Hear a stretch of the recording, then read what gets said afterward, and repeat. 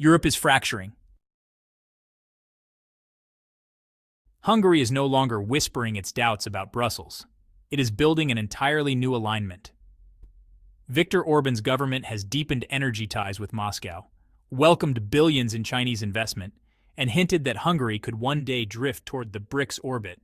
To some, this is survival. To others, betrayal. And the choices being made in Budapest may mark the first crack that splinters the European Union's core. Hungary's dependence on Russia is the first pressure point. Despite sanctions and years of warnings, Budapest still sources nearly 85% of its natural gas from Gazprom. Oil flows through the Soviet-era Druzhba pipeline, and even Hungary's nuclear reactors depend on Russian fuel shipments. The EU insists on diversification.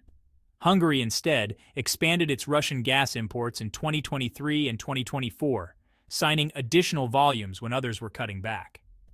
Brussels frames this as recklessness. Orbán calls it realism. Without Russian gas, Hungarian households freeze and factories stall. The fracture line is clear. Should solidarity with sanctions matter more than the ability to keep lights on in Budapest? At the same time, China has moved in where Europe hesitates.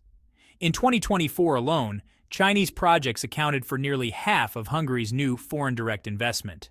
This includes CATL's giant battery plant, BYD's electric vehicle production, and logistics infrastructure designed to anchor the Belt and Road in Central Europe. For Orbán, this is lifeline money. For Brussels, it is a dangerous dependency. The EU has already labeled Beijing a systemic rival. Yet Hungary celebrates its role as China's gateway to Europe. The calculation is blunt. Brussels offers lectures, Beijing offers cash, and Hungary is not waiting for EU approval. This dual strategy sharpens Hungary's political message sovereignty over obedience. Orbán argues that national interest comes first, even if it contradicts EU consensus. And, this is not just rhetoric. He blocked EU sanctions packages until exemptions for Hungarian oil were secured. He delayed Sweden's NATO membership before extracting concessions. He vetoed EU aid to Ukraine until financial guarantees were carved out. Each time, Brussels condemned what they called obstructionism, and each time Orbán claimed victory for Hungary's independence. The risks, however, are steep. By leaning on Moscow for energy and Beijing for investment, Hungary is betting that the global balance is shifting eastward. If Russia weakens and China stalls, Budapest could be left isolated, distrusted in Brussels, and dependent on unreliable partners abroad. Critics warn that Hungary is mortgaging sovereignty under the illusion of independence, basically trading one set of dependencies for another. But Orbán's defenders argue the opposite, that clinging blindly to EU orthodoxy risks leaving Hungary impoverished and voiceless in a multipolar world.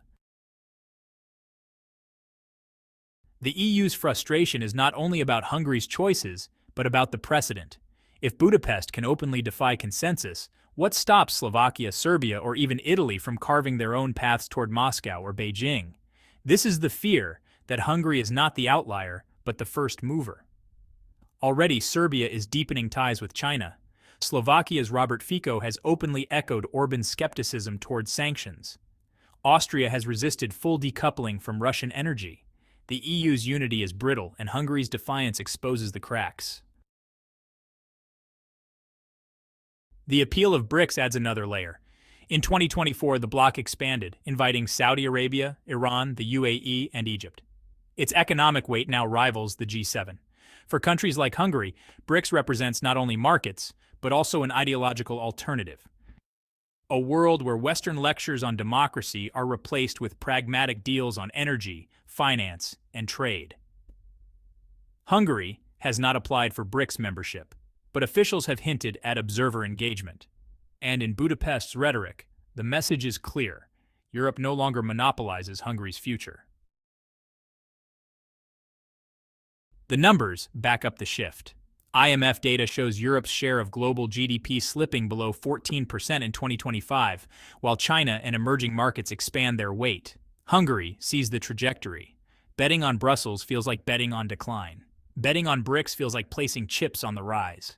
Whether this is foresight or fantasy will define Hungary's next decade. Brussels counters with its own leverage. EU funds make up a significant share of Hungary's public spending, and legal disputes have already frozen billions in cohesion payments over rule of law concerns. The message is blunt: defy us too far and the money stops. Yet Orbán has proven resilient, securing alternative financing from China, floating sovereign bonds, and framing Brussels' conditionality as blackmail. Domestically, this fuels his narrative of a Hungary besieged by outsiders, yet defiant in defense of sovereignty. Neutral analysis must weigh both sides. Hungary's immediate strategy has delivered energy security, massive investment inflows, and political capital at home. But long-term vulnerabilities are building. Over-reliance on Russia and China exposes Hungary to geopolitical risks far beyond its control. And each veto in Brussels deepens isolation within the very union Hungary still depends on for trade and subsidies. The paradox is stark. Orbán claims sovereignty, but risks entanglement. He claims independence, but courts dependency elsewhere. The deeper question is whether Hungary is an anomaly or a preview. Across Europe, fatigue with sanctions, inflation, and high energy costs has eroded patience. Protests in Poland, Germany, and Slovakia have turned anger toward Brussels as much as Moscow. Investors are pulling capital from the Eurozone at the fastest pace in a decade. Manufacturing contraction has set records in Germany, the industrial heart of Europe. In this climate, Hungary's defiance resonates beyond its borders. What Orbán frames as sovereignty, others may quietly see as survival. As global power tilts, Hungary's gamble exposes Europe's central dilemma. Can the EU enforce unity when its own economic gravity is shrinking? Can it demand sacrifices from members when public trust in Brussels is at its lowest in over a decade? Or will the cracks spread, turning Hungary's experiment into a template for others? The conclusion is unsettling. Hungary is not walking away from Europe. It is testing how far the EU can bend before it breaks. Moscow supplies its energy. Beijing builds its factories. Brussels funds its budget. And Hungary plays them all against each other. The question that lingers is not whether Orbán's strategy is reckless or brilliant. It is whether Europe itself can survive the test. Because if Hungary proves that defiance brings rewards, Brussels may soon find its authority dissolving, one capital at a time. And when the balance finally tips, when Europe is forced to reckon with a Hungary that no longer fears expulsion and a BRICS world eager to welcome defectors, the real question will be this: is Hungary exposing the cracks in Europe's foundation, or showing the rest of the continent the way out?